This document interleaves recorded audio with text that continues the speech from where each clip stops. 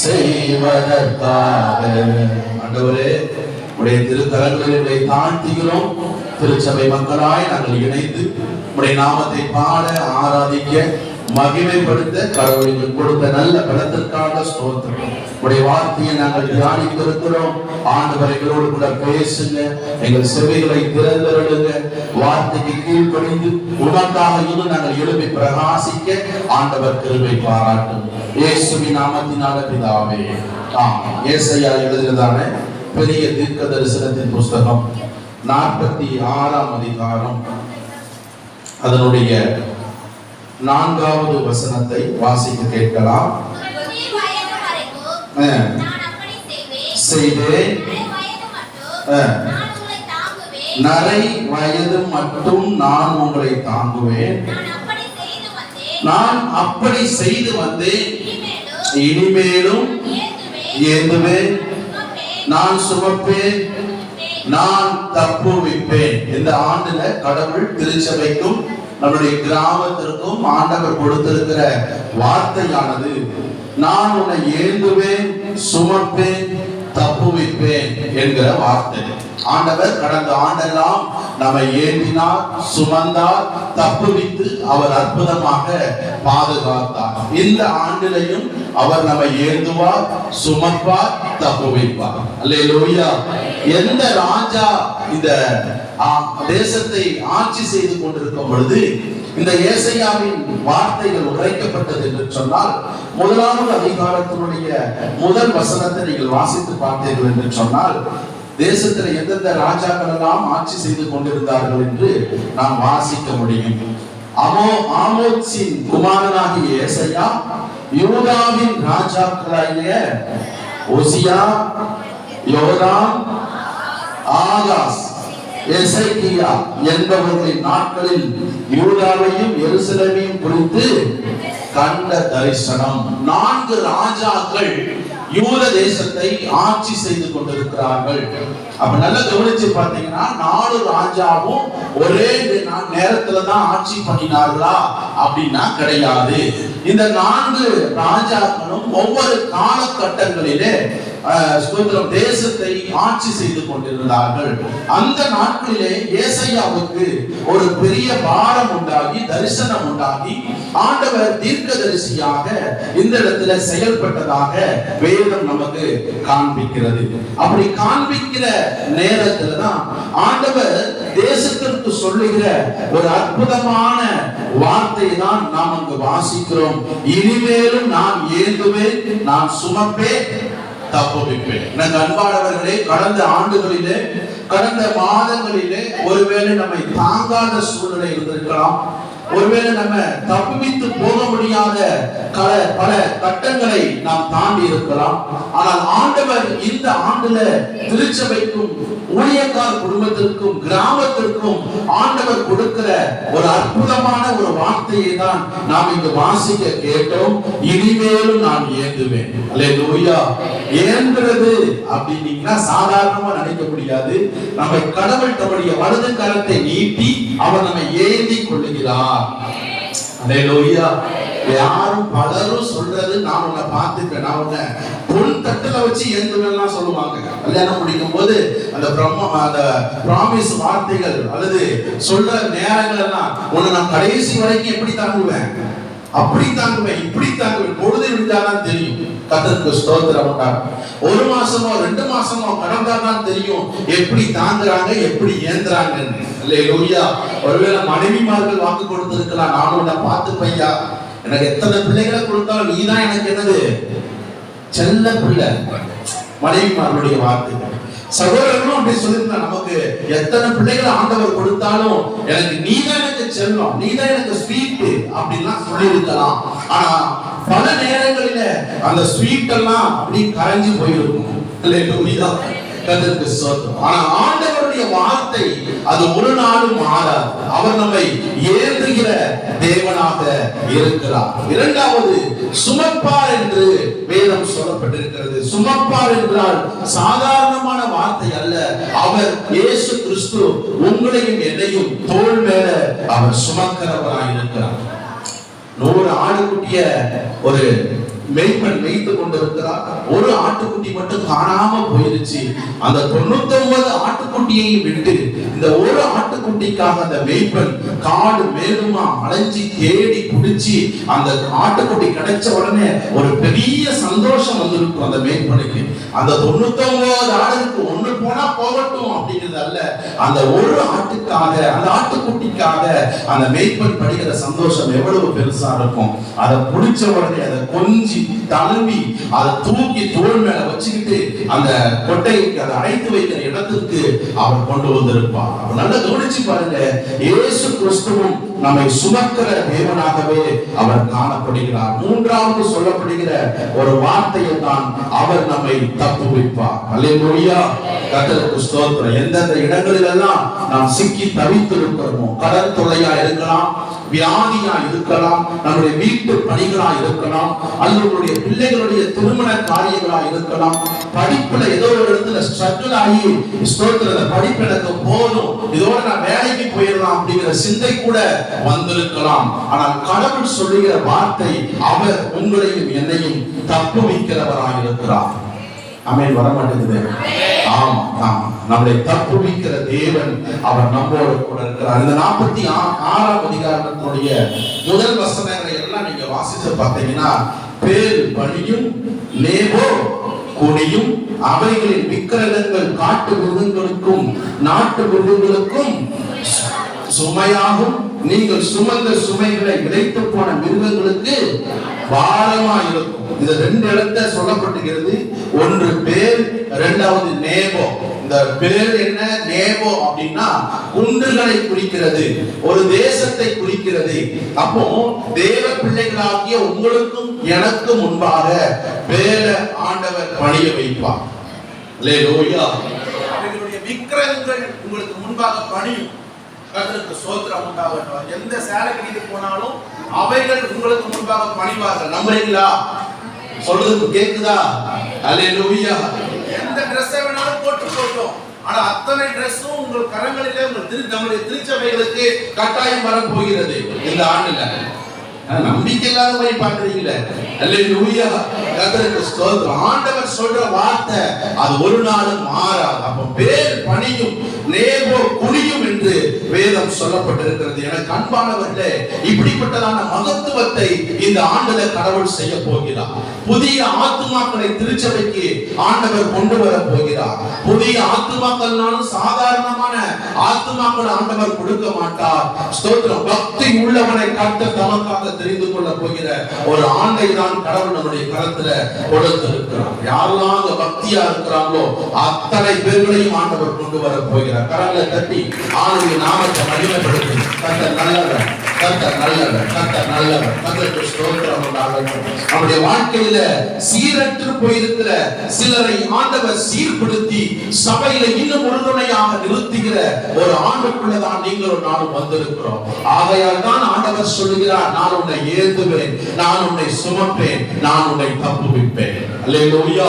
ஒரு சில வசனங்களை மாத்திரம் உங்களுக்கு வேறு கூறி காட்டிய பிரசங்கத்தை நிறைவு செய்கிறேன். அந்த வசனத்துல வாசிக்கும் பொழுது 91ஆம் சங்கீதம் அதனுடைய 12ஆம் வசனம் சொல்லப்படுகிறது, பாதம் கல்லில் இடராதபடி தம்முடைய தூதர்களுக்கு அவர் கட்டளையிட்டு அவர் நம்மை ஏந்தி கொண்டு செல்ல போகிறார். அல்லேலூயா.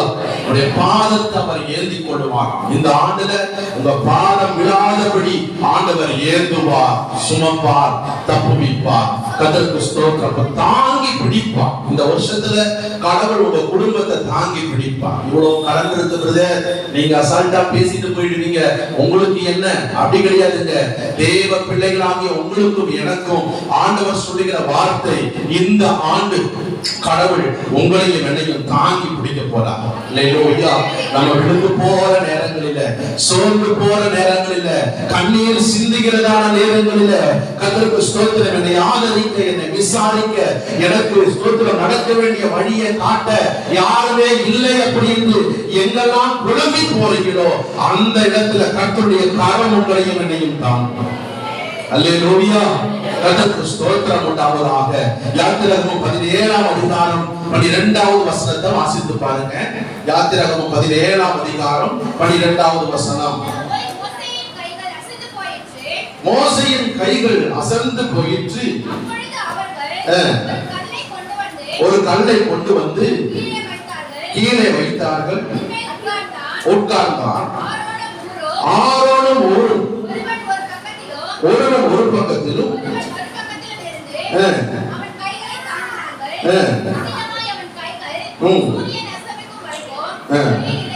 ஒரே நிலையாயிருந்தது. கர்த்தருக்கு ஸ்தோத்திரம் உண்டாகட்டும். இஸ்ரவேல் ஜனங்கள் அவர்கள் எகிப்தை விட்டு புறப்பட்டு வராங்க. புறப்பட்டு அவர்கள் வருகிற நேரங்களில கர்த்தருக்கு ஸ்தோத்திரம் முதல் யுத்தத்தை பார்க்கறாங்க. ஃபர்ஸ்ட் ஃபைட் அவங்களுக்கு இஸ்ரவேலுக்கு காத்து கொண்டிருக்கிறது. அந்த ஃபர்ஸ்ட் ஃபைட்ல நடக்கிற ஒரு அழகான ஒரு சம்பவம் தான் இந்த. எந்த தேசம் இந்த உங்கள்ட்ட ஃபைட்டுக்கு வராங்கன்னா அமலேக்கியர்கள் வராங்க. அமலேக்கியர்கள் தான் ஃபர்ஸ்ட் யூதர்கள்ட்ட சண்டைக்கு வராங்க இஸ்ரவேலர்கள்ட்ட. இந்த ஃபர்ஸ்ட் ஃபைட்ல மோசே கையை உயர்த்தினா இஸ்ரவேலர்கள் வெற்றி பார்த்துக்கிட்டே இருக்கிறாங்க, ஜெயத்தை பார்த்துக்கிட்டே இருக்காங்க. மோசே எப்பலாம் கையை கீழே போடுறாரோ, கீழே போட்ட உடனே இஸ்ரவேலர்களை அமலேக்கியர்கள் அடிச்சு சாய்க்கிறாங்க.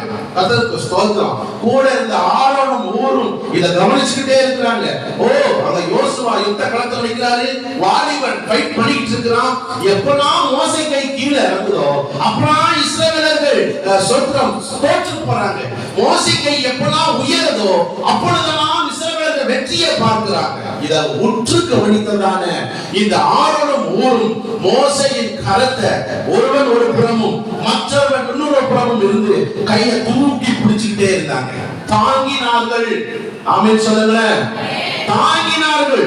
அவர்கள் தாங்கினதுனால அந்த முதல் அந்த யுத்தத்தில இஸ்ரவேலர்கள் ஜெயத்தை பெற்றுக் கொண்டார்கள். இந்த ஆண்டு கடவுள் உங்களுக்கு சொல்ற விஷயம் உங்களுக்கு புரியுதா? இந்த ஆண்டு நீங்கள் சபையை தாங்கணும். சோர்ந்து போகிற துவண்டு போகிறதான குடும்பங்களை தாங்குற ஒரு பாரம் உங்களுக்குள்ள எனக்குள்ள வரணும். அப்படி நாம் ஒருவரை ஒருவர் தாங்கிக் கொண்டோம் என்று சொன்னால் நாம் ஒரு பெரிய வெற்றியை பார்க்க போறோம். தெலுங்குக்கு புரியுது? போனா போகட்டும், அந்த பிரதருக்கு வேணும், அந்த சிஸ்டர் குடும்பத்துக்கு வேணும், பாஸ்டர் குடும்பத்துக்கு வேணும் அப்படின்னு சொல்றவங்க அல்ல. நீங்களும் நானும் நம்முடைய குற்றங்களை, நம்முடைய தப்பிதங்களை ஒருவரை ஒருவர் மன்னித்து தாங்கிக் கொள்ளும் பொழுது இந்த ஆண்டுல கடவுள் நமக்கு ஒரு பெரிய ஜெயத்தை கொடுப்பார். அல்லேலூயா. கணவனும் மனைவியும் அப்படிதாங்க, உங்க பிள்ளைகளும் அப்படிதாங்க. பிள்ளை செஞ்ச உடனே, பிள்ளை தப்பு பண்ண உடனே போ அப்படின்னு சொல்லிடாதீங்க, வீட்டை விட்டு போன்னு சொல்லிடாதீங்க. உங்க பிள்ளைய சேர்த்து கொள்ளுங்கள். அவங்களுக்கு நீங்க புத்தி சொல்லுங்க, சொல்ற வரைக்கும் சொல்லுங்க, கேட்கிற வரைக்கும் உங்க கேட்கட்டும். கர்த்தருக்கு ஸ்தோத்திரம். கணவன் மனைவிகள் நீங்க உடனே சண்டை போட்டு பிரிகிற எண்ணத்துல இருக்கக்கூடாது. இந்த ஆண்டுல நீங்கள் ஒருவருக்கு ஒருவர் குற்றத்தை ஒருவர் மன்னித்து, ஒருவர் வாரத்தை ஒருவர் சுமந்து தாங்கிக் கொள்ளும் பொழுது கடவுள் நம்முடைய குடும்ப வாழ்விலே ஒரு பெரிய வெற்றியை கொடுப்பார். சபையிலையும் அப்படிதாங்க. நம்ம ஒருவரை ஒருவர் மன்னித்து தாங்கிக் கொள்ளும் பொழுது கடவுள் இந்த ஆண்டுல ஒரு பெரிய ஜெயத்தை ஆண்டவர் கொடுக்க அவர் நல்லவராக இருக்கிறார். சங்கீதங்கள் 145 சங்கீதம் 14வது வசனத்தை வாசித்து பாருங்க. திறந்து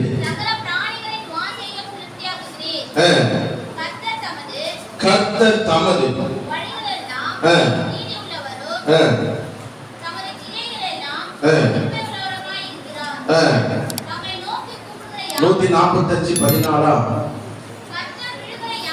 கர்த்தர் விழுகிற யாவரையும் தாங்கி மடங்கடிக்கப்பட்ட யாவரையும் அவர் தூக்கி விடுகிறார். கரங்களை தட்டி அவனுடைய நாமத்தை மகிமைப்படுத்துங்கள்.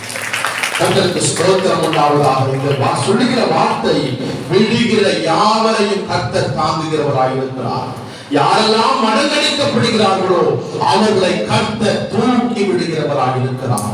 இந்த ஆண்டுல ஒருவேளை சோர்ந்து போயிருப்பீங்கன்னா, ஸ்தோத்திரம், மாசம் பிறந்துருச்சு, வருஷம் பிறந்தா இதுக்கு என்னையா, மாசம் பிறந்துருச்சு, இஎம்ஐ கட்டணும், லோன் கட்டணும், இந்த தேவைகள் எங்க தலைக்கு மேல இருக்கு அப்படிங்கிற குழப்பத்துல நீங்களும் நானும் இருக்கலாம். ஆனால் கர்த்தர் சொல்கிறார், நாம எந்த இடத்துல நாம் சோர்ந்து போறோமோ, மடங்கடிக்கப்பட்டு போகிறோமோ, அந்த இடத்துல கர்த்தர் தன்னுடைய கரத்தை நீட்டி நம்மை தூக்கி விடுகிற தேவனாக இருக்கிறார்.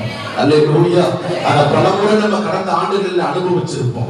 எல்லாம் முடிஞ்சு போச்சுன்னு நிக்கிற நேரத்துலதான் ஆண்டவர் ஒரு சகாயத்தை அனுப்பியிருப்பார், ஒரு உதவியை அனுப்பியிருப்பார், ஒரு வேலையை ஆண்டவர் கொடுத்திருப்பார். இந்த ஆண்டரை கடவுள் சொல்ற வார்த்தை, அவர் நம்மை தூக்கி விடுகிறவராக இருக்கிறார். அல்லேலூயா. இரண்டாவது விஷயம், ஆண்டவர் நம்மை சுமக்கிறவராய் இருக்கிறார். ஏசாயா 46:4 வாசித்தோம். இனிமேலும் நான் உன்னை சுமப்பேன். ஒன்று ஏந்துவார், இரண்டாவது கடவுள் நம்மை இந்த ஆண்டுல சுமப்பார். அதற்கு ஸ்தோத்திரம் உண்டாகட்டும். சுமப்பது என்று சொன்னால் சாதாரணமானது அல்ல. நான் ஆரம்பத்திலே சொன்னது போல ஆண்டவர் நம்முடைய தோள் மீது உங்களையும் என்னையும் வைத்து அவர் சுமக்கிறவராய் இருக்கிறார். எவ்வளவு சந்தோஷங்க. அல்லேலூயா. சகோதரர்களே, சகோதரிகளே, நம்ம ஒரு வயசு தாண்டின உடனே நம்ம அப்பா அம்மாட்ட போய் கேட்கிறோம், அப்பா என்ன தூக்குறேன். இப்ப நான் என்ன உதாரணம் வச்சுங்க, எங்க அப்பா இருக்கிறாரு, அப்பா கிட்ட போய் அப்பா என்ன தூக்குங்கப்பா, நான் தூக்குவாரா? போடா, உனக்கு ஒரு புள்ள இருக்கிறான், நீ இந்த டைம்ல வந்து என்ன பண்ணு தூக்குன்னு சொல்றீங்க. சொல்லுவாங்க, சொல்ல மாட்டாங்களா? நீங்க உங்க பிள்ளைங்க வந்து கேட்கறாங்க, அம்மா என்ன தூக்குமா அப்படின்னா நீங்க உடனே பார்த்தாங்க தூக்கி இடுப்புல வச்சிருக்கீங்களா? சிரிப்பீங்களா? சிரிக்க மாட்டீங்களா? சிரிக்கும் பொழுதே மனதில் பல யோசனைகள், பல கேள்விகள் அப்படியே புரண்டு வரும். எப்படி வளர்ந்து நிக்கலாம், இவன் போய் தூக்க சொல்றானே அப்படி. ஆனா கர்த்தர் அப்படிப்பட்டவர் அல்லங்க. உங்களையும் என்னையும் அவர் தூக்குகிறவராக, சுமக்கிறவராக இருக்கிறார். அல்லேலூயா. வயசு வரம்பெல்லாம் ஆண்டவர் பார்க்க மாட்டார். அவர் நம்ம எந்த வயசா இருந்தாலும் அவர் நம்மை சுமக்கிறார். அல்லேலூயா. அவர் சுமப்பதின் அடையாளமாகத்தான் இயேசு கிறிஸ்து அந்த கொல்கதா மலைக்கு கடந்து போகும்போது அந்த பார சிலுவையை இயேசு சுமந்து சென்றார். அந்த சிலுவையின் வாயிலாக நம்முடைய துக்கங்கள், நம்முடைய பாவங்கள், நம்முடைய அக்கிரமங்கள், நம்முடைய கண்ணீர்கள், நம்முடைய வியாதிகள் அனைத்தையும் இயேசு சுமந்து தீர்த்திருக்கிறார். அல்லேலூயா. அவர் சுமந்துட்டாரு. இன்னும் நம்மளுடைய வாழ்க்கையில் இருக்கிற அந்த சுமைகளை நம்ம இறக்கி வைக்காமையே இருக்கிறோம். இன்னும் நம்முடைய பலருடைய ஸ்தோத்திரம் தோள் மீது பல சுமைகளோடு கூட வாழ்ந்து கொண்டிருக்கிறோம். பல வேதனைகளோடு கூட மனது நிறைந்து இருக்கிறது. இன்றைக்கு ஆண்டவர் சொல்றார், இந்த புதிய ஆண்டுல, புதிய ஞாயிற்றுக்கிழமையில கடவுள் உங்களுக்கும் எனக்கும் சொல்லுகிற வார்த்தை, நம்ம மனசுல இருக்கிற வார்த்தையெல்லாம் இறக்கி வச்சிடுங்க. அல்லேலூயா. ஒரு அம்மா போய் விவசாயம் பண்ணி நெல்லு மூட்டை அறுத்து தலைமையில வச்சுட்டு வந்துட்டே இருந்தாங்களாம். அந்த வழியில ஒரு மாட்டு வண்டி ஓட்டிட்டு ஒருத்தர் வந்திருக்கிறாரு. அவர் வந்த உடனே, அம்மா ஏமா இந்த சுமைய சுமந்துட்டு போறியே, வா நம்ம ஊருக்கு தான் போறேன், வண்டியில ஏறிக்குமா அப்படின்னாங்க. உடனே அந்த அம்மா ஏறி உட்காந்துருச்சான். ஏறி உட்காந்து உங்களுக்கு தெரிஞ்சிருக்காங்க. போற வழியில அந்த ஐயா மாட்டு வண்டியை ஓட்டிக்கிட்டே திரும்பி பார்த்தாராம். இந்த அம்மா சுமைய தலைமையிலேயே வச்சு உட்கார்ந்துருச்சான். அப்ப அவர் கேட்டாரா, ஏமா நம்ம தான் மாட்டு வண்டியில தானே போறோம், அதை இறக்கி வச்சிடலாம்ல அப்படின்னு. ஐயா மாட்டுக்கு வலிக்குமே ஐயா அப்படின்னாங்க. அல்லேலூயா. கர்த்தருக்கு ஸ்தோத்திரம். இன்னைக்கு பலருக்கும் பல ஆசீர்வாதங்களையும் நன்மைகளையும் ஆண்டவர் கொடுத்து நம்முடைய வாழ்வில எப்போது நம்ம அந்த சுமையை, அந்த பாரத்தை சுமந்து கொண்டே இருக்கிறோம். இன்றைக்கு கடவுள் உங்களுக்கும் எனக்கும் கொடுக்கிற வாக்குத்தத்தம் என்னவென்று சொன்னால், அவர் நமக்காக ஸ்தோத்திரம் சுமக்கிற தேவனாய் இருக்கிறார். அவர் உங்களையும் என்னையும் அவர் சுமக்கிறவராய் இருக்கிறார். எதை குறிச்சும் நீங்க யோசித்து, டீப்பா யோசித்து மனசை போட்டு குழப்பாதீங்க, யோசிக்காதீங்க. கர்த்தர் நம்முடைய வாழ்விலே ஒரு பெரிய ஜெயத்தை கொடுக்க போகிறார். ஆமென் சொல்லுங்களேன். ஒரு அல்லேலூயா சொல்லுங்களேன். கர்த்தருக்கு ஸ்தோத்திரம். ஒரு சில வசனங்களை மாத்திரம் உங்களுக்கு மேற்கூறி காட்டுகிறேன். ஏசாயா 53:4 வாசித்து பாருங்க. ஒரு சில வசனங்கள் எழுதி வச்சுக்கோங்க. பாடுகளை ஏற்றுக்கொண்டு துக்கங்களை சுமந்தார். ஒன்று, நம்முடைய துக்கத்தை ஏசப்பா சுமந்துட்டார். சிஸ்டர், வாலிப பிள்ளைகளே, நீங்க துக்கப்பட வேண்டிய அவசியம் இல்லை. இந்த வருஷத்துல கடவுள் நமக்கு எதை செய்தாலும் அதை நன்மைக்கு எதுவாகவே, அற்புதமாகவே அவர் செய்து முடிப்பார். அப்போ ஒன்று, அவனுடைய துக்கத்தை சுமந்திருக்கிறார். துக்கப்படாதீங்க, துக்கத்து மேல துக்கப்படாதீங்க. உங்கள் துக்கத்தை ஆண்டவர் சந்தோஷமாய் மாற்றுவார். ஆமென். யாருக்கெல்லாம் அந்த வாக்குத்தத்தம் வந்திருக்கு, உங்கள் துக்கம் சந்தோஷமாய் மாறும். 1 2 உங்கள் துக்கம் சந்தோஷமாய் மாறும். 1 2 அல்லேலூயா சொல்லுங்களேன். ஒண்ணுதான் வந்திருக்கும். கர்த்தருக்கு ஸ்தோத்திரம் உண்டாவதாக. அல்லேலூயா சொல்லுங்களேன். ஆம், கர்த்தருடைய நாமத்திற்கு மகிமை உண்டாகட்டும். ஏன்னா உங்கள் துக்கங்களை கடவுள் இந்த ஆண்டுல சந்தோஷமாய் மாற்ற போகிறார். எதுக்கெல்லாம் நீங்க துக்கப்படுறீங்களோ, எதுக்கெல்லாம் கர்த்தருக்கு ஸ்தோத்திரம் உங்களுடைய வாழ்வில குழம்பி போயிட்டு இருக்கிறீங்களோ, அத்தனை விஷயங்களிலையும் ஆண்டவர் சந்தோஷமாய் ஆண்டவர் மாற்றுவார். இரண்டாவது, மத்தேயு 8:17 வாசித்து பாருங்க. மத்தேயு 8ஆம் அதிகாரம் 17ஆம் வசனம். அவர்தாமோ பலவீனங்களை ஏற்றுக்கொண்டு இரண்டாவது நம்முடைய நோய்களை ஆண்டவர் சுமந்திருக்கிறார். இந்த ஆண்டுல வியாதி பலவீனம் மருத்துவமனை அப்படிங்கிற பேச்சே இருக்கக்கூடாது. கர்த்தர் உங்களுடைய நோய்களை அவர் சுமந்திருக்கிறார். அல்லேலூயா. உங்களுடைய பலவீனங்களை அவர் ஏற்றுக்கொண்டிருக்கிறார். உங்கள் துக்கங்களை அவர் சுமந்திருக்கிறார். இரண்டாவதாக உங்கள் நோய்களை ஆண்டவர் சுமந்திருக்கிறார். உங்கள் நோய்களிலிருந்து ஆண்டவர் ஒரு விடுதலையை கொடுக்க போகிறார். உங்கள் நீரோ ப்ராப்ளத்தை ஆண்டவர் மாற்றுவார். உங்க யூட்ரஸ் ப்ராப்ளத்தை ஆண்டவர் மாற்றுவார். உங்களுடைய கை கால் குடைச்சல்களை ஆண்டவர் மாற்றுவார். அல்லேலூயா சொல்லுங்க. கர்த்தருக்கு ஸ்தோத்திரம். நரம்பு பிரச்சனைகளை ஆண்டவர் மாற்றுவார் பிரதர் சிஸ்டர். அதனால நீங்க உங்களுடைய பிரச்சனைகளை நீங்க சுமக்க வேண்டிய அவசியம் இல்லை. நான் சுமக்க வேண்டிய அவசியம் இல்லை. நம்முடைய வியாதிகளை இயேசு கிறிஸ்து அவர் சுமந்திருக்கிறார். இந்த ஆண்டுல நீங்க விடுதலையோடு கூட இந்த முதல் ஆராதனை முடிஞ்சு போகணும். உங்க பலவீனத்தை உதறி விடுங்க. அடிக்கடி உங்க பலவீனத்தை உச்சரிக்காதீங்க. எனக்கு வயிறு வலி பாஸ்டர், வயிறு வலி அதை சொல்லாதீங்க. என் வயிறு வலியை இயேசு சுகப்படுத்தி இருக்கிறார்னு சொல்லுங்க. அல்லேலூயா சொல்லுங்க. எனக்கு சோத்திர சாப்பிட்டா ஜீரணமாகல, எப்ப பார்த்தாலும் எனக்கு சாப்பிட்டா ஜீரணமாகல அதை சொல்லாதீங்க. என் அஜீரண கோளாற ஆண்டவர் சுகப்படுத்தி இருக்கிறார்னு சொல்லுங்க.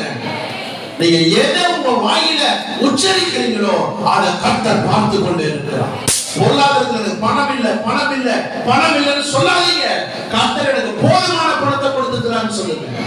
எத்தனை பேருக்கு நான் சொல்றது புரியுது? எனக்கு போதுமான பணத்தை இன்னைக்குள்ள தேவை ஆண்டவர் சந்தித்திருக்கிறார்னு சொல்லுங்க. நாளைக்குள்ள தேவைகளை என் பரம பிதாவர் சந்திக்க அவர் நல்லவராயிருக்கிறார். அல்லேலூயா. உங்க விசுவாசத்துல குறைந்து போயிடாதீங்க. விசுவாசத்துல துவண்டு போயிடாதீங்க. உங்க பலவீனத்தை அடிக்கடி உச்சரித்து கொண்டே இருக்காதீங்க பிரதர் அண்ட் சிஸ்டர்ஸ். ஆண்டவர் சொல்ற வார்த்தை, அவர் நமக்காக நோய்களை சுமந்திருக்கிறார். அல்லேலூயா. அடுத்ததாக ஒரு வசனத்தை வாசித்து பாருங்கள். 1 பேதுரு 2ஆம் அதிகாரம் 24ஆம் வசனம். மூன்றாவது விஷயத்தை நான் சுருக்கமா சொல்லி முடிச்சிடுறேன். நாம் பாவங்களுக்கு செத்து நீதிக்கு பிழைத்திருக்கும்படிக்கு அவர் தாமே அவருடைய சரீரத்திலே நம்முடைய பாவங்களை சிலுவையிலே சுமந்தார். ஒரு ஆமென் சொல்லுங்க. கர்த்தருக்கு ஸ்தோத்திரம். கடந்த ஆண்டெல்லாம் எனக்கு ஏதோ ஒரு பாவத்துக்கு அடிமையா இருந்தது பாஸ்டர் அப்படின்னு நீங்க சொல்லிக்கிட்டு இருப்பீங்கன்னா அந்த பாவத்தை திரும்பி பார்க்காதீங்க. ஒருவேளை பொய்யா இருக்கலாம், சொல்ற கபடா இருக்கலாம், அல்லது பைபிள் படிக்காததே ஒரு பாவம் தான், ஜெபம் பண்ணாததே ஒரு பாவம் தான், நீங்க உபவாசம் போடாத இதெல்லாம் வசனம் இருக்கு. ஆமென் சொல்லுங்க. நம்ம டீப்பா வெளியே இருக்கிற பாவம்லாம் அந்த பாவம் இந்த பாவம் அதெல்லாம் நீங்க யோசிக்காதீங்க. யாரெல்லாம் ஒரு தேவ பிள்ளை ஜெபம் பண்ணாம இருக்கிறாங்களோ அது தேவ பார்வையில பாவம். அல்லேலூயா. ஆமா, நீங்க பைபிள் படிக்காம இருக்கிறது பாவம். உபவாசம் எடுக்காமல் இருப்பது பாவம். கர்த்தர் கொடுக்கிற வருமானத்துல கடவுளுக்கு சரியாக அவருக்கு காணிக்கை தசமபாகத்தை கொடுக்காதது பாவம். வசனம் இருக்குன்னா இன்னொரு வார பிரசங்கத்துல பண்ற இதெல்லாம் கர்த்தருக்கு ஸ்தோத்திரம் உண்டாகட்டும். அப்போ நம்ம பெரிய பாவம் எல்லாம் யோசிக்கணும். பொய் பேசாமல் இருக்கணும், திருடக்கூடாது, கடவுளுக்கு பிரியமா நம்ம நடந்து கொள்ளணும். இத்தனை பாவங்களையும் ஆண்டவர் சுமந்து இருக்கிறார். அல்லேலூயா. எனக்கு அன்பான சகோதரர்களே சகோதரிகளே, ஒருவேளை என் வாழ்க்கையில இந்த பாவம் என்னை குடிக்கொண்டு இருக்கிறது அப்படின்னு சொல்றீங்கன்னா இந்த முதல் வாரத்துல ஒரு தீர்மானத்தை எடுத்துக்கொள்ளுங்க. இந்த வருஷத்திலிருந்து இப்படிப்பட்ட பாவங்களை நான் செய்ய மாட்டேன். அல்லேலூயா. என்னுடைய பாவங்களை இயேசு கிறிஸ்து கல்வாரி சிலுவையில சுமந்து தீர்த்திருக்கிறார். ஆமென். கர்த்தருக்கு 3 விஷயம் சொல்லியிருக்கிறேன். என்னென்னலாம் ஆண்டவர் சுமந்திருக்கிறார்? துக்கம், நோய்கள், பாவம். ஆமென் சொல்லுங்களேன். அப்ப யாரும் நீங்க துக்கப்படக்கூடாது. இந்த வருஷத்துல ஆண்டவர் உங்கள் துக்கங்களை சந்தோஷமாய் மாற்றுகிற ஒரு ஆண்டுல இருக்கிற எசேக்கியேல் 36ஆம் அதிகாரம் 7ஆம் வசனம். சுமக்கிற தேவன் நமக்கு எப்படி மகிமையா நடத்துறாங்க அந்த வசனத்தை வாசித்து பாருங்களேன். எசேக்கியேல் 36ஆம் அதிகாரம் 7ஆம் வசனம். ஆதலால் என் கரத்தை உயர்த்துவேன், உங்களை சுற்றிலும் இருக்கிற புறஜாதிகள் உங்களை சுற்றிலும் இருக்கிற புறஜாதிகள் அவமானத்தை சுமப்பார்கள். அப்ப நீங்களும் நானும் அவமானம் சுமக்கிறவங்க கிடையாது. உங்களை என்னையும் ஆண்டவர் ஆசீர்வாதமாக மகிமையாக வைக்க வேண்டும் என்றுதான் அவர் விரும்புகிறார். அந்த வசனத்தினுடைய இரண்டாவது பகுதி சொல்லப்படுகிறது, உங்களை சுற்றிலும் இருக்கிற புறஜாதிகள் தங்களுடைய அவமானத்தை நிச்சயமாய் சுமப்பார்கள். சாதாரண ஆண்டவர் சொல்லல. ஏன்னா உங்களுக்கு விரோதமா எலுமிச்சம்பழம் உருட்டுறவனை குறிச்சு நீங்க யோசிக்காதீங்க. உங்களுக்கு விரோதமா ஏதோ ஒரு காய் இருக்கா, அந்த காயை வீட்டுக்குள்ள தூக்கி போட்டவனை பத்தி நீங்க யோசிக்காதீங்க. நீங்களும் நானும் நம்ம ரூட்ல கிளியரா போய்கிட்டு இருக்கும் பொழுது ஆண்டவர் நமக்கு விரோதமா எழும்புகிறதான அந்த சத்துருக்களை அவர் அழிக்க அவர் நல்லவராயிருக்கிறார். அல்லேலூயா சொல்லுங்களேன், ஒரு ஆமென் சொல்லுங்களேன். ஆகையால் நம்மளுடைய வாழ்வில் இரண்டாவது விஷயம், அவர் நம்மை சுமக்கிற தேவனாக இருக்கிறார். மூன்றாவது விஷயத்தை சொல்லி என் பிரசங்கத்தை நான் முடிச்சுறேன். 46ஆம் அதிகாரம் 4ஆம் வசனத்தினுடைய கடைசி வரி சொல்லப்படுகிறது, இனிமேலும் நான் உன்னை தப்புவிப்பேன். ஆமென் சொல்லுங்களேன், அல்லேலூயா சொல்லுங்களேன். கர்த்தருக்கு ஸ்தோத்திரம். தப்புவிக்கிற தேவன் அவர் நம்மோடு கூட இருக்கிறார். ஒன்று, அவர் நம்மை கர்த்தருக்கு ஸ்தோத்திரம் உண்டாகட்டும் ஏதுவார். இரண்டாவது, அவர் நம்மை சுமப்பார். மூன்றாவது, அவர் நம்மை தப்புவிப்பார். ஒரு 10 நிமிஷம் நான் முடிச்சிடுறேன், கவனிங்க. அப்போ ஆண்டவர் நம்மை தப்புவிக்கிற தேவன் அவர் நம்மை காத்து கொள்ளவும் அவர் நல்லவராக இருக்கிறார். அல்லேலூயா, கர்த்தருக்கு ஸ்தோத்திரம். தப்புவித்து அவர் நம்மை காத்துக் கொள்வார். எசேயா 31ஆம் அதிகாரம் 5வது வசனத்தை வாசித்து பாருங்க. ஒரு சில வசனங்களை மாத்திரம். பறந்து காக்கிற பட்சிகளை போல ஆதரவாய் இருப்பார். அவர் அதை காத்து தப்ப பண்ணுவார். ஒரு அல்லேலூயா சொல்லுங்களேன். அப்ப அவர் நம்மை தப்புவிக்கிற தேவன். மூன்றாவது விஷயம், சாதாரணமா அந்த வசனத்தை நம்ம நினைச்சிட கூடாது. பறந்து காக்கிற பட்சிகளை போல சேனைகளின் கர்த்தர் எருசலேமின் மேல் இருப்பாரா? ஆதரவா இருப்பார். ஒரு கோழி தன்னுடைய குஞ்சுகளை எவ்வளவு பாதுகாப்பா பார்க்குது. நம்ம வீட்டுல இருக்கிற கோழிகள் எல்லாம் பார்ப்போம். எந்த கோழி குஞ்சுகளை ஒழுக்கமா போகுதோ அந்த கோழி தான் கடைசி வரைக்கும் வச்சிருப்போம். இருக்கு ஒரு 3-4 கோழி இருக்கு. ஒழுக்கமா பார்க்காத கோழி எப்படா முட்டை விடும் போட்டுருவோம். புரியுதா? அல்லேலூயா, கர்த்தருக்கு ஸ்தோத்திரம் உண்டாவதாக. அப்ப நல்லா கவனிச்சு பாத்தீங்கன்னா ஆண்டவர் தன்னுடைய கோழி அந்த பறந்து காக்கிற பட்சிகளை போல தேவன் நம்மை காத்துக் கொள்கிறவராக இருக்கிறார். இந்த ஆண்டுல கடவுள் நம்மை காத்துக் கொள்கிறது மட்டுமல்ல, அங்க சொல்லப்படுகிறது அவர் நமக்கு ஆதரவாக இருப்பார். யாருடைய ஆதரவும் நாடாதீங்க. பக்கத்துல இருக்கிறவங்க பாருங்க, சும்மா பாருங்க, காசா பணமா. பக்கத்துல இருக்கிற ஃபேஸ பாருங்க, சிஸ்டர் பாருங்க, பிரதர் பாருங்க. நான் உன்னை நம்ப மாட்டேன்னு சொல்லுங்க. நோ, அல்லேலூயா. நம்பிடாதீங்க. ஆமா, நம்ம நம்ப வேண்டிய ஆளெல்லாம் ஒருவர் மாத்திரம் தாங்க இருக்கிறாரு, இயேசு மட்டும்தான். அல்லேலூயா. மேல பார்த்து சொல்லுங்க, ஆண்டவரே நான் உம்மை நம்புவேன். அல்லேலூயா. நல்லது. அப்ப நல்லா பாத்தீங்கன்னா அந்த வசனம் அப்படிதான் சொல்லப்படுது. அவர் தான் நமக்கு ஆதரவாக இருக்கிற தேவன். அந்த ஆதரவா இருக்கிற தேவன் நம்ம என்ன பண்றாருன்னா காத்து தப்ப பண்ணுவார். அவர் கடந்து வந்து அதை விடுவிப்பார். எந்த பிரச்சனையில் நீங்க இருந்தாலும் கடவுள் நம்மை விடுவிக்க அவர் நல்லவராக இருக்கிறார். அல்லேலூயா சொல்லுங்களேன், ஒரு ஆமென் சொல்லுங்களேன். எரேமியா 39:17 வாசித்து பாருங்க. ஒரு சில வசனங்களை மாத்திரம் வாசித்து நாம் நிறைவு செஞ்சிடலாம். 39ஆம் அதிகாரம் 17வது வசனம்.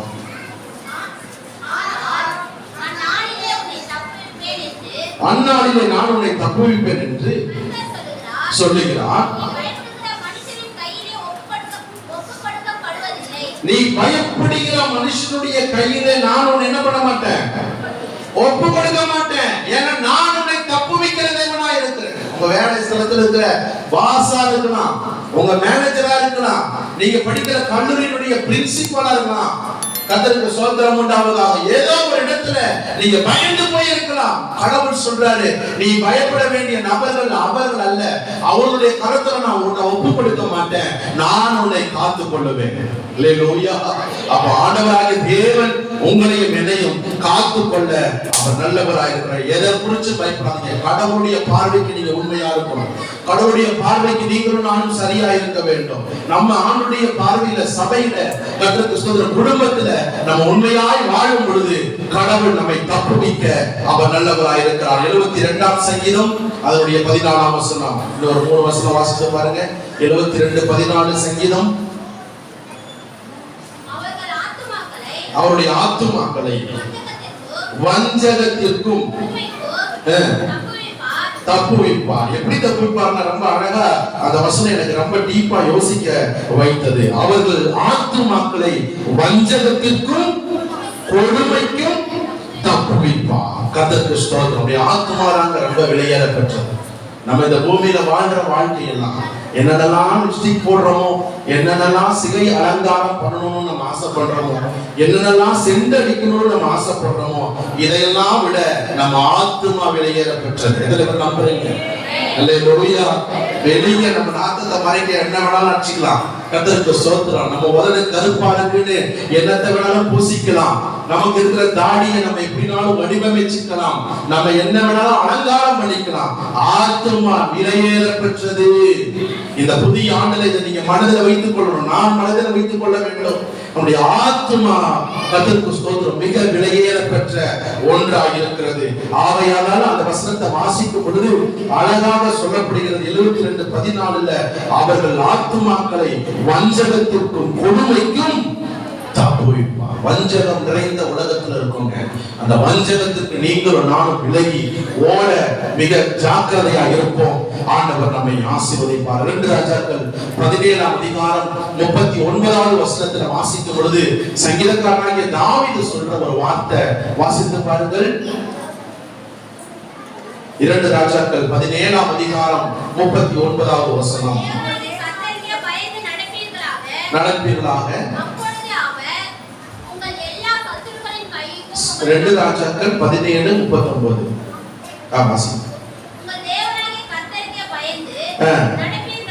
நடப்பீர்களாக.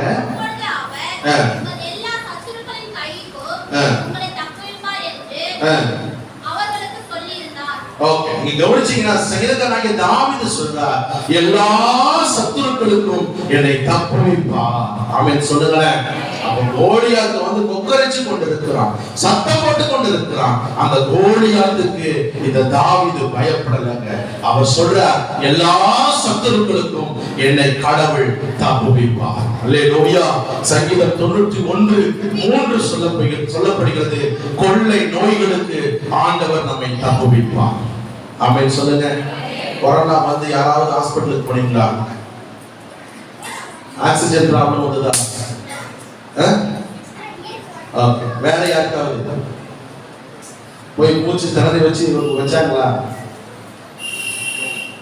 எனக்கு தெரிஞ்சு இல்ல. ஆமென் சொல்லுங்களேன். அப்போ நல்லா யோசிச்சு பாருங்க. சென்னையில இடம் கிடைக்கல, எல்லாரும் வெளியே வெயிட்டிங்ல நின்றுட்டு இருக்கிறாங்க. ஒரு பக்கம் பாடி எல்லாம் கொண்டு போயிட்டு இருக்கிறாங்க, ஒரு பக்கம் அந்த ஆக்சிஜன் எப்படா கொண்டு வருவாங்கன்னு காத்துக்கிட்டு இருக்கிறாங்க. ஆனா கடவுள் நம்ம எவ்வளவு அழகாக பாதுகாத்திருக்கிறாங்க. அப்ப இந்த ஆண்டுல ஒரு கொள்ளை நோய்கள் சொல்லி கொண்டிருக்கிறாங்க.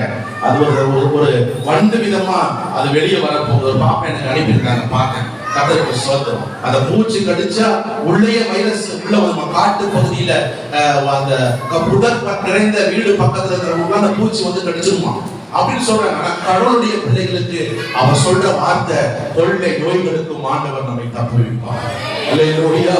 தானியேல் 6:16 சிங்கத்தின் கெபியில கிடந்ததான தானியேலை ஆண்டவர் தப்புவித்தார். சொல்ல போறீங்களா? ஒரு ஆமென் சொல்லுங்களேன். அப்ப 3 விஷயம். இனிமேலும் நான் உன்னை என்ன பண்ணுவேன்? ஏந்துவேன், சுமப்பேன். இந்த 3 விஷயம் நம்முடைய வாழ்க்கையில நடக்கணும்னா ஒரே ஒரு நிபந்தனை தான், ஒரு கண்டிஷன். இது ரொம்ப முக்கியம். அதை மட்டும் நான் சொல்லி என் பிரசங்கத்தை முடிச்சிடுறேன். அதே ஏசாயா 46:3 வாசித்து பாருங்க.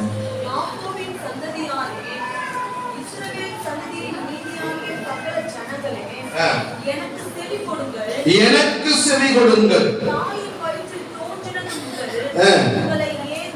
ஏந்தி ஓகே, இங்க சொல்லப்படுகிற அந்த ஒரு வார்த்தை தாங்க நமக்கு இருக்கிறதான கட்டளை. அவர் நம்ம சுமப்பாரு, தாங்குவாரு, ஏந்துவாரு, தப்புவிப்பாரு. இது எல்லாமே ஆண்டவருடைய process. கடவுளுடைய வேலை. நம்ம செய்ய வேண்டிய ஒரே ஒரு வேலை, செவி கொடுக்கணும். ஆண்டவருடைய வார்த்தைக்கு செவி கொடுக்கணும். நீ என்னடா பிரசங்கம் பண்ண, நான் பக்கத்துல இருக்கிறவங்க பேசிட்டே தான் நான் இருப்பேன், நீ பேசி முடிக்கிற வரைக்கும் நான் பேச வேண்டாம்னா அவர் ஏந்துறது கஷ்டம், சுமக்கிறது கஷ்டம், தப்பு வைக்கிறது கஷ்டம். ஆமென் சொல்லுங்களேன். அப்போ கர்த்தருடைய வார்த்தைக்கு செவி கொடுக்கணும், அவருடைய கட்டளைகளுக்கு செவி கொடுக்கணும். அப்படி நடக்கிற பிள்ளைகளை என் பரமபிதா ஏந்துவார், சுமப்பார், தப்பு வைப்பார். அல்லேலூயா. அவருடைய வார்த்தைக்கு செவி கொடுப்பதிலேயும் ரெண்டு வித்தியாசமான வார்த்தைகள் சொல்லப்படுகிறது. உபாகமம் 28:1 வாசித்து பாருங்க. செவி கொடுக்கிறதிலேயே டிஃபரண்டான வார்த்தைகள். 28:1.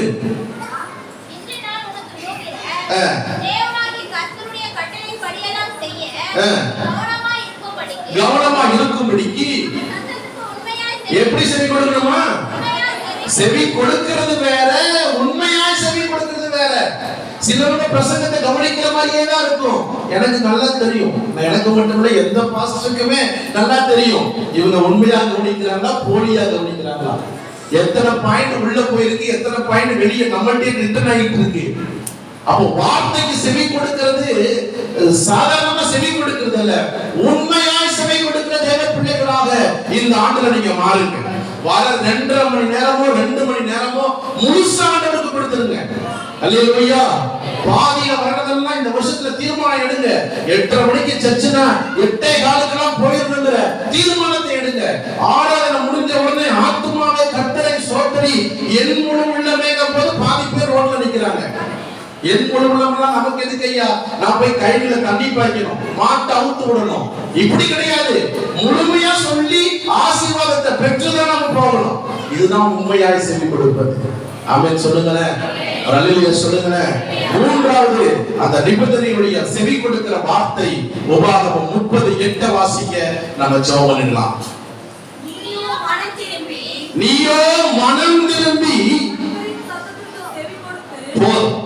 மூன்றாவது விஷயம், செவி கொடுப்பது வேற, உண்மையாய் செவி கொடுப்பது வேற.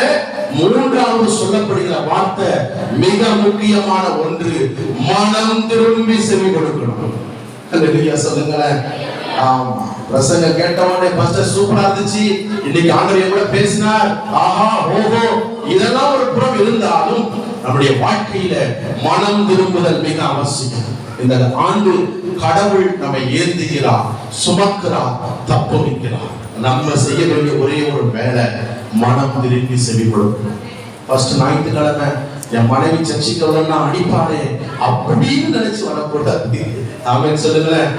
ஃபர்ஸ்ட் ஞாயிற்றுக்கிழமை சர்ச்சைக்கு வந்துடுறா அப்படின்னு அப்பா சொன்னதுனால அம்மா சொன்னதுனால கிடையாது. உங்கள் வாழ்க்கையில என் வாழ்க்கையில ஒரு மனம் திரும்புதல் அனுதினமும் உண்டாகி கொண்டே இருக்க வேண்டும். எப்போ ஒரு மனிதன் தன்னை மனம் திரும்பிக் கொண்டிருக்கிறானோ கர்த்தருக்கு ஸ்தோத்திரம், அவனுடைய வாழ்க்கையில எல்லாம் புதுமையாகவே இருக்கும். ஆமென் சொல்லுங்களேன், அல்லேலூயா சொல்லுங்களேன். கண்களை மூடுவோம், நம்ம ஜெபம் பண்ணுவோம். கடவுள் சொன்ன இந்த வார்த்தைகளை நம்ம அப்படியே உட்வாங்குவோம். கடவுள் சொன்ன வாக்குத்தத்தத்தை இந்த மாதத்துல கடவுள் பேசி இருக்கிறார். இந்த முதல் ஞாயிற்றுக்கிழமை கடவுள் பேசி இருக்கிறார். அவர் நம்மை ஏந்துகிறவர், நம்மை சுமக்கிறவர், நம்மை தப்புவிக்கிறவர். இந்த 3 ஆசீர்வாதங்கள் கடவுள் இந்த ஆண்டுல கொடுக்கலாம். என கண்பானவர்களே, ஒருவேளை கடந்த ஆண்டுகளிலே, கடந்த மாதங்களிலே நம்ம ஏந்துகிறதற்கு யாரும் இல்லை, என்னை சுமக்க யாரும் இல்லை, என்னை தப்புவிக்க யாரும் இல்லைன்னா ஆண்டவர் சொல்றாரு, இதுவரைக்கும் நான் உன்னை ஏந்தினேன், நீ என்னை மறந்து விட்டாய். இதுவரைக்கும் நான் உன்னை சுமந்தனே, நீ என்னை மறந்து விட்டாய். உன்னை எந்தெந்த இடத்துலலாம் உன்னை நான் தப்புவித்து கொண்டு வந்திருக்கிறேன், அதை நீ மறந்துட்ட. இதுவரைக்கும் தாங்கினவன் நான் தானே, இனிமேலும் நான் உன்னை தாங்குவேன், ஏந்துவேன், நான் உன்னை சுமப்பேன், உன்னை தப்புவிப்பேன். நீ செய்ய வேண்டிய ஒரே ஒரு வேலை, எனக்காக செவி கொடு, என் வார்த்தைக்கு செவி கொடு, கீழ்ப்படி, உண்மையாய் செவி கொடு. போலித்தனமா செவி கொடுக்காத, உண்மையாய் மனம் திரும்பு, போலித்தனமா ஏதோ ஒரு பண்டிகை கிறிஸ்தவர்கள் போல அந்த கிறிஸ்துமஸுக்கும் ஈஸ்டருக்கும் ஒரு வருகிற பொங்கல் அல்ல, ஒரு பெரிய ஒரு சந்தோஷம் அல்ல. எப்போதும் தேவ சமூகத்துல மனம் திரும்பி நாம் நிற்க பொழுது ஆண்டவர் நம்மை ஆசீர்வதிப்பார். தகப்பனே, உடைய பிள்ளைகளுக்காக நாங்கள் செபிக்கிறோம். உடைய பிள்ளைகளுடைய ஆண்டவர் இந்த வாக்கு தத்தம் அப்படியே பலிக்கட்டும். தானியேலை ரட்சித்து காத்து கொண்டீர், தப்ப பண்ணினீர். தாவீதை சிங்கங்களின் கைகளிலும் கரடிகளின் கைகளிலும் தப்புவித்து கோலியாத்தை வீழ்த்தும்படியான ஒரு பலத்தை கொடுத்து, அதே போல எனது அன்பு பிள்ளைகளை இந்த ஆண்டு முழுவதுமாக நீர் தாங்கி சுமந்து தப்புவித்து காத்துக் கொள்ளும்படியாக நாங்கள் வேண்டுகிறோம். இயேசுவின் நாமத்தினால பிதாவே, ஆமென்.